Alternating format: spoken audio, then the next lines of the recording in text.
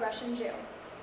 My parents were raised in the former Soviet Union, my father in Uzbekistan, and my mother in Latvia. Part of being a Russian Jew requires celebrating lots of holidays, from New Year's or Novy God to a standard Shabbat dinner. This is on my table. This is called oливье.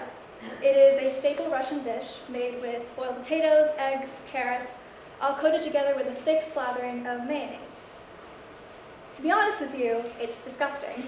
It smells foul, I hate mayo, and I just can't get it down. But it has always been on my table, and it always will be. Now you might be thinking, why does such a Russian dish have such a French-sounding name? Well, that's because it's named after French and Belgian cook Lucien Olivier in the 1860s. He created it while working at the Hermitage, one of the most famous restaurants in Moscow at the time. Now, anyone remotely Slavic in this room has had this dish before. It's ironic how its origins lie in the hands of a Frenchman.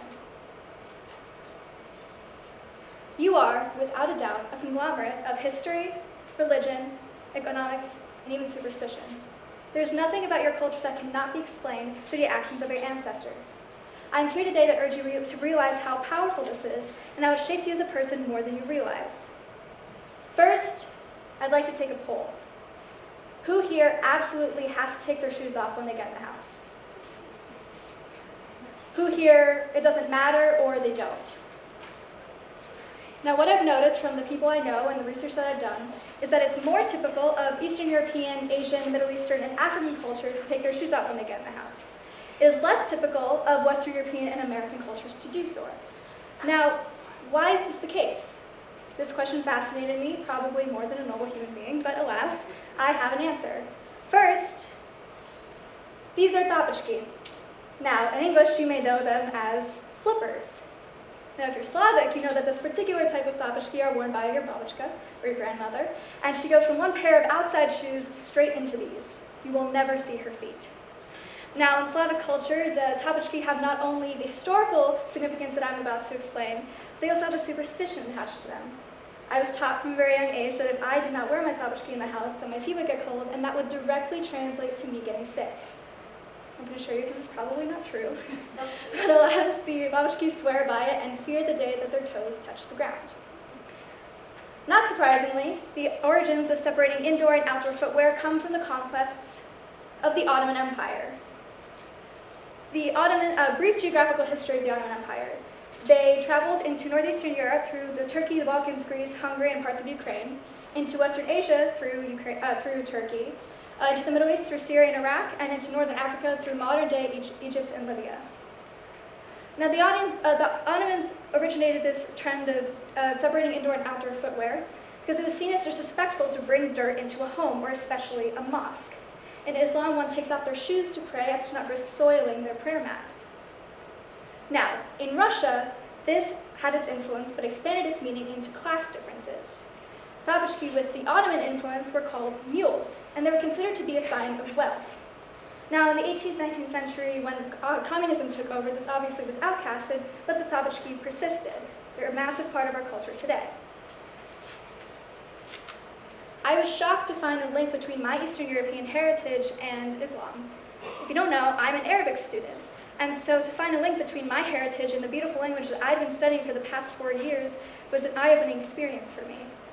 Like in my oливье example, everything is interconnected, and we share and borrow from each other more than we can truly realize. Moving on from shoes, I'm going to be talking about the Japanese tradition of sitting on the floor while you eat. Sitting on the floor has been a part of Japanese culture for centuries, and it's originally tied to seiza, pardon my pronunciation, or correct sitting. It's a formal kneeling posture used to convey respect and humility. It's been a part of the Japanese culture for centuries, and traditionally they will sit on woven straw mats called tatami mats that are comfortable and often cooling. Now, the reason for sitting on the floor comes from the minimalist approach to life that traditional Japan loved. Prioritizes simplicity, humility, and the closeness of the seating arrangement encourages focus on meals as well as a sort of intimacy with the people that you are dining with. It also has connections to Zen Buddhism. There is this idea of a sort of harmony with the natural world that is amplified through sitting on the floor, because when you sit on the ground, it quite literally grounds you. This is a beautiful concept to me, and it's much more intentional than any way I've ever thought about eating. Usually I just watch medical dramas or crime shows while I eat. I often fail to see the importance of actually paying attention to my food. On top of all that, sitting on the floor has health benefits.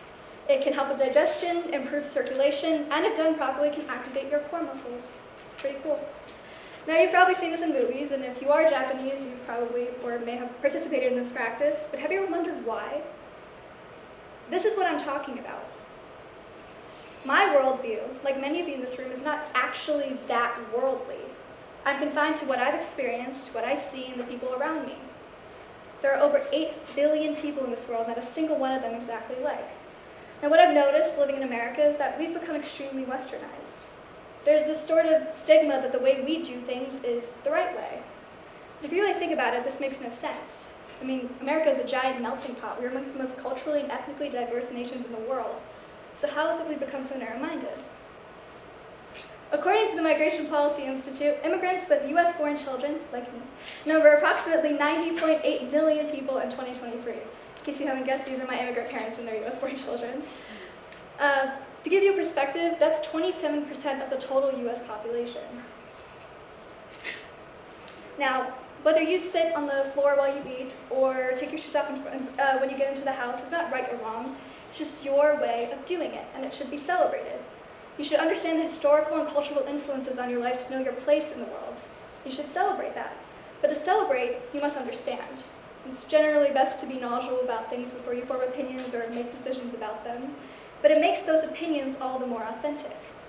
So the next time that you say something is a part of your culture, understand the weight that it holds. Understand how incredibly fulfilling it is to have reasons.